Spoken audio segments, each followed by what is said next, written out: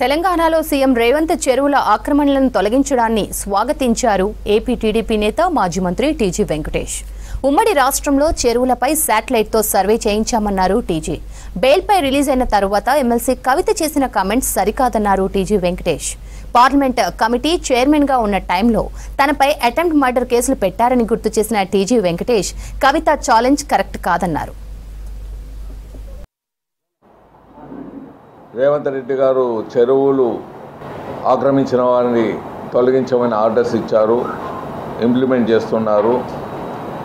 మీరు ఇరిగేషన్ మినిస్టర్గా ఉన్నప్పుడు, అంటే నేను ఉన్నప్పుడు, మీరు సమయకాంధ్రలో ఉన్నప్పుడు మీరు ఎలా చేశారు,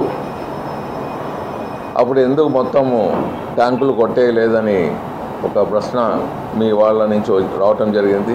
ఆ టైంలో మైనర్ ఇరిగేషన్ మినిస్ట్రీ గత ప్రభుత్వాల్లో పూర్తిగా నెగ్లెక్ట్ చేసి ఉండేది.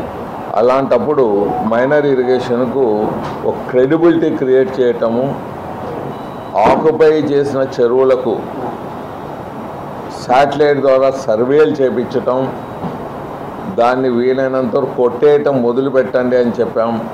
సర్వే అయిపోయేదే.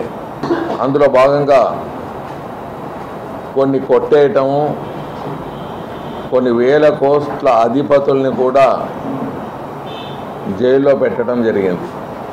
గత ప్రభుత్వాలు ఆ తతంగం పూర్తిగా మర్చిపోయారు. చెరువులు కలపటం, అంటే ఫ్లడ్ వాటర్ని కెనాల్ ద్వారా